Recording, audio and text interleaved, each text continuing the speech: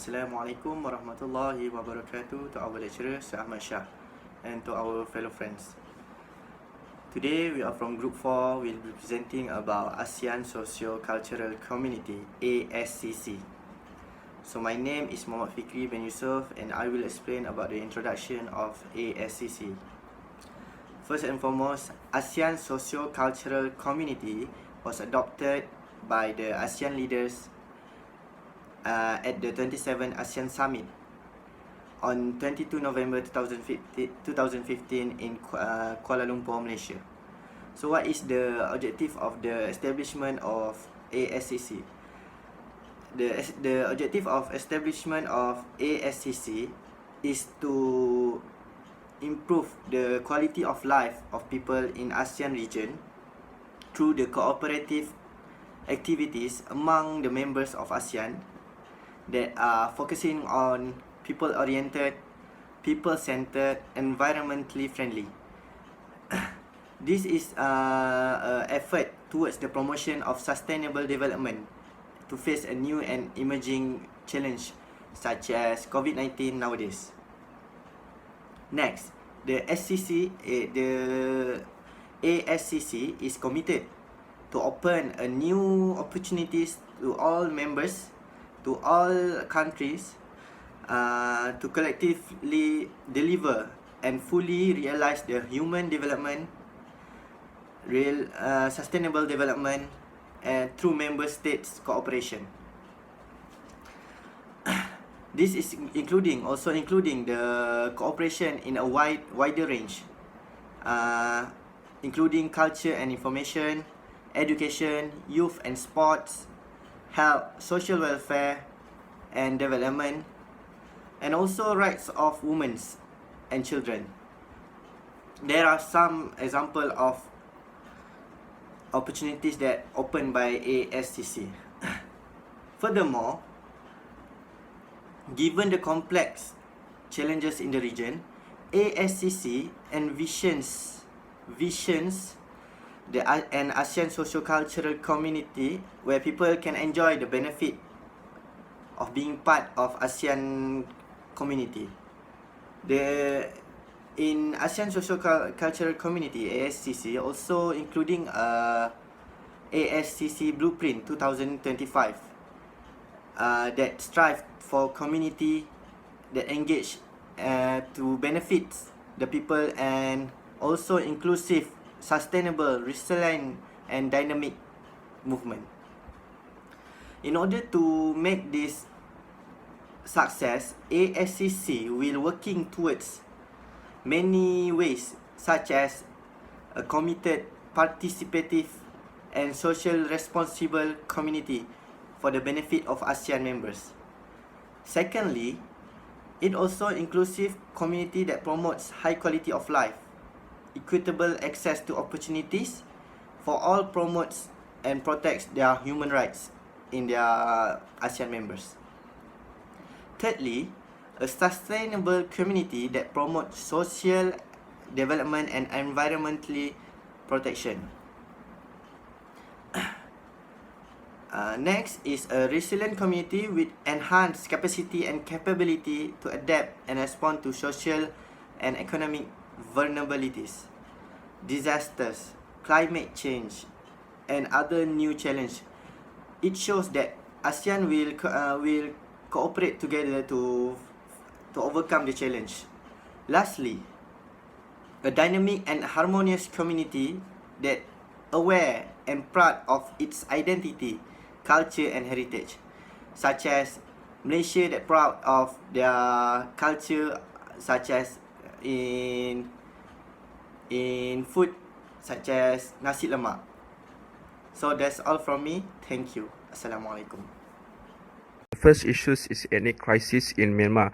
Ethnic crisis in Myanmar was happened because the tension between Buddhist and Muslim community in Myanmar's Rakhine state. This tension was happened because it started when the series of attack was happened by Rohingya's militant group. was killed more than 70 people. As the response to the attack, the Myanmar government was launched a brutal attack to Rohingyas village. There was made indiscriminate killings and burning all of the house of the Rohingyas people. According to the UN Human Rights Commissioners, this attack can known as ethnic cleansing by the Myanmar government. This crisis was happened also due to the Muslim minority have faced discrimination citizenship by the Myanmar government. Been many incidents of murders between Muslims and Buddhists. Because of the series of attacks, the Rohingyas people or Muslim minority community in Myanmar was fled to Bangladesh and other ASEAN countries.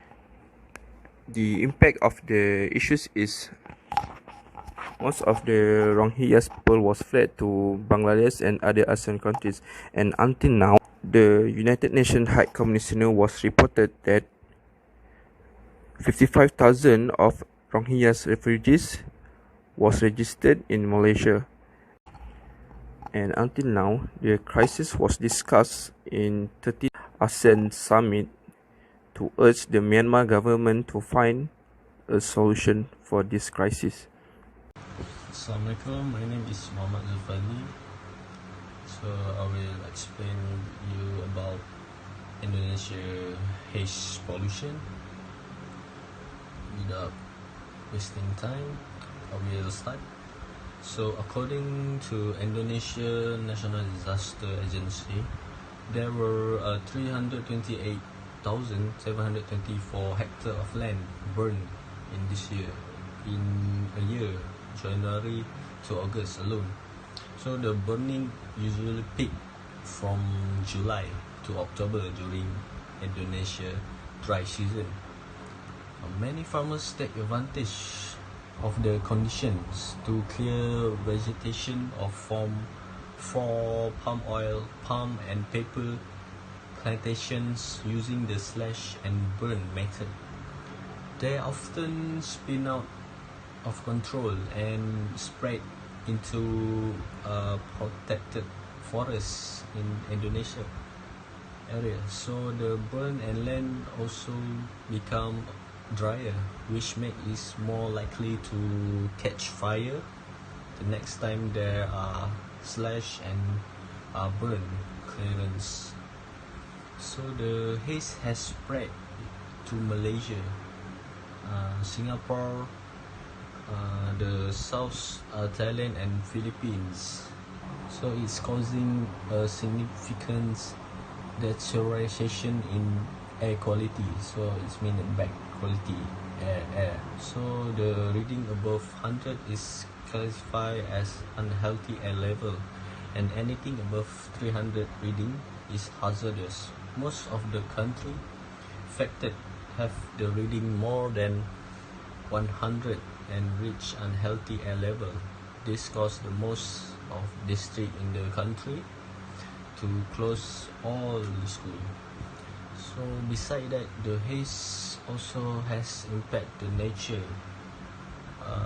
Over the years, the forest fires have destroyed much of natural habitat of Indonesian orangutan and release a large amount of carbon into the atmosphere. The Borneo orangutans is critically in danger. Is according to the International Union for Conservation of Nature in Indonesia. To manage this problem, ASEAN have made an agreement of transitory air pollution, and it has been signed by ASEAN members. The agreement was established in 2002 through has some foundation in 1990 agreement made among ASEAN Minister of Environment which call for effort leading to the harmonization of transboundary pollution preventing and abatement practice. So the ASEAN member have been cooperate in this agreement. For example, Singapore have offered to start working directly with Indonesia farmers to encourage the sustainable practice and minimize the problem over time by tackling the haze issue at its roots. Singapore has worked with the farmer in the ways in Indonesia, Jambi province, so in the past. So that's all for me. Thank you. Assalamualaikum warahmatullahi wabarakatuh. My name is Luqman Hakim bin Emli from Group 4 of EM2285L, and I will be presenting on the topics of ASEAN Sociocultural Community. And I would like to start things off by highlighting the main objective of ASEAN Sociocultural Community. And the main objective of ASEC is to enhance the quality of life of the people, other than being a people-oriented and people-centered, as well as environmental-friendly ASEAN. However, we cannot deny the fact that there are some serious issues and some vital issues that have arisen in our region, such as issues of drug abuse. As we all know that countries like Colombia and Mexico have been the global producer of cocaine, but our region have been the emerging hub for consumption and transportation of the substance. Other substances like methamphetamine are reported to be highly accessible in our region because it is easier to manufacture methamphetamine rather than cultivating coca plants to produce cocaine. And there have been reported of 65 tons of the substance being seized in the Mekong region in the year 2017, and the numbers are rising from 3.1 million in 2008 to 287 million methamphetamine substance in 2015 alone. And the main factor of this issue being that ASEAN leaders are solidified with the political rhetoric of war on drugs, and ASEAN countries have the most repressive laws regarding drug-related offences, which severely backfired because illegal substances manufacturers are tempted to produce other substance that is far more harmful in an effort to find a loophole in our repressing laws. In the year 2008 and 2015, there have been reports of 168 new substances in Southeast Asia. Next, I will be explaining on the impacts of drug abuse in Southeast Asia. In the year 1998, the Joint Declaration for a Drug-Free ASEAN was signed by the ASEAN member states in an effort to eradicate the use, production, processing, as well as trafficking of illegal substances by the year 2020.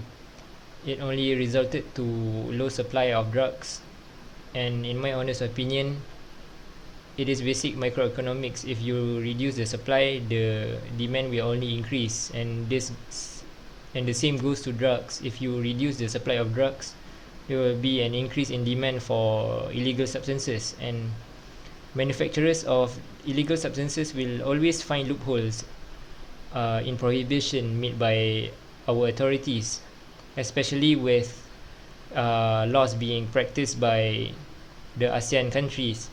And manufacturers will create new substances, and the possibility of these new substances being far more harmful is high because possession and storing pure and more potent substances is high risk and people will pay good money for it. And also the impacts of our repressive laws will only resulted in massive number of incarcerations, not to mention the violation of basic human rights for these drug related offenders, um, as well as shutting down illegal illegal lab and illegal substance manufacturers will only lead to the birth of other and many smaller manufacturers of illegal substances. Now, let's continue with our fourth issue, which is about the issue of migrant workers in ASEAN.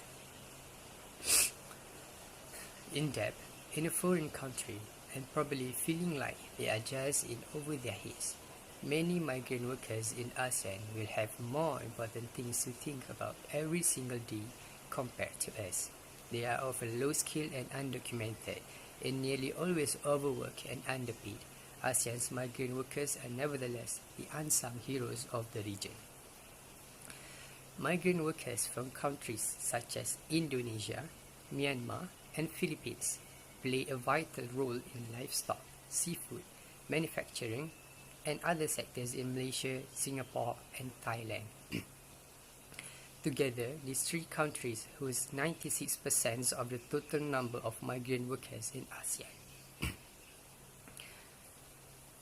Many of these workers have stories of being forced into debt by middlemen who help arrange their permits, documents, travel and accommodation for an exorbitant recruitment fee.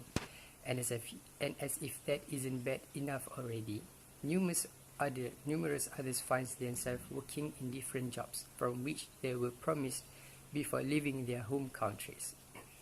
Lacking the same legal protections and social security net as citizens, they find themselves with no choice but to get on with their jobs.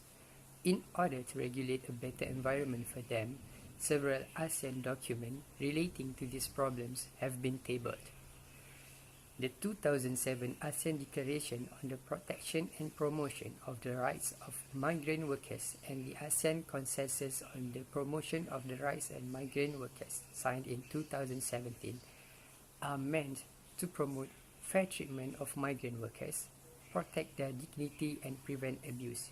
To strengthen their actions, the ASEAN Consensus on the Promotion of the Rights of Migrant Workers, signed in 2017, was created, where features like simplifying the process for overseas placement, prohibit overcharging of recruitment fees, and provide fair conditions to work agreed to the cost.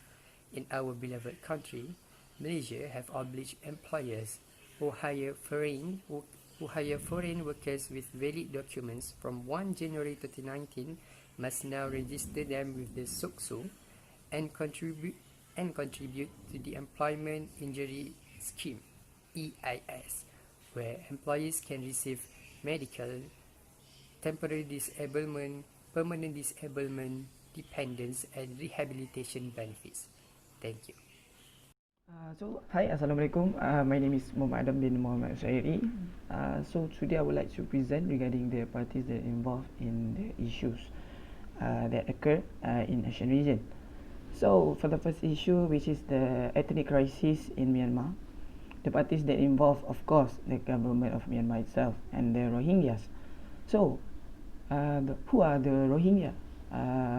Rohingya, one of the Myanmar many ethnic minorities. So Rohingya Muslim represent the largest percentage of Muslim in Myanmar, with the majority of living in Rakhine State. So they have their own language and their own culture. The government of Myanmar itself denies the Rohingya citizenship and exclude them from the 2014 census, refusing to recognize them as the people. They also sees them as an illegal immigrant from Bangladesh. So for the second issues, the parties that involved in the second issues are the government of Indonesia itself and the palm oil sector. So as we all know, Indonesia are one of the major palm oil producing nation. Due to its pollution, it gives a huge impact towards the industry. It is an international issue that continues to affect local, national and international framework through negative consequences to the flora and fauna and land disputes. So, Joko Widodo, Indonesia presidents are blocking effort to reform the palm oil industry. So, in 2019, Indonesia Coordinating Ministry of Economic Affairs ordered palm oil companies not to share information regarding the palm oil concessions they own. So, environmental activists in Indonesia have denounced the call. So, in order to lean up the Indonesia palm oil industry, the government itself needs to be transparent. But the move away from transparency towards the greater opacity for an industry already widely criticized for a litany of problems, from deforestation to land grabbing to labor rights abuses. So because of that, this marks a setback in the pursuit of sustainability. So for the third issue, the party that involved are ASEAN members that practicing extreme laws in drugs-related offences. So ASEAN region has long been facing the illicit drugs problem, which remains a threat for ASEAN member states. So because of that, ASEAN monitoring network was initiated by Thailand within the framework of ASEAN Narco to be a platform for ASEAN member states to share data and information on drugs and to identify early warning signing of emerging drug problem. So the ASEAN Drug Monitoring Network team had been formed with the cooperation of ASEAN member states as a result of the first ASEAN Drug Monitoring Network operational workshop held on 24 and 26 February 2016 in Bangkok. So last but not least, all members of ASEAN are involved for the fourth issue. According to the World Bank, migrant workers from countries such as Bangladesh, India, Indonesia and many more play a vital role in agriculture, livestock, seafood, manufacturing, hospitality and other sectors in Malaysia, Singapore and Thailand. So one of the initiatives that has been taken is the 10 ASEAN members countries have agreed to organize pre-departure orientation, simplify processes for overseas placement, prohibit overcharging of recruitment fees, and provide fair conditions to work and facilitate access to legal resource and assistance. So that's all from me. Thank you. So in conclusion, every ASEAN members need to play their own role on how to face these issues. So every issues can be faced and prevent if they are working together as a team instead of focusing only on their country. The government of every country should remind and give their citizens an awareness regarding the problem or issues that they face or may face in the future. So by doing that, they know on how to handle it due to awareness given by the government earlier. So there will be no panic situation when the issues occur. So I think that's all from us. Thank you so much.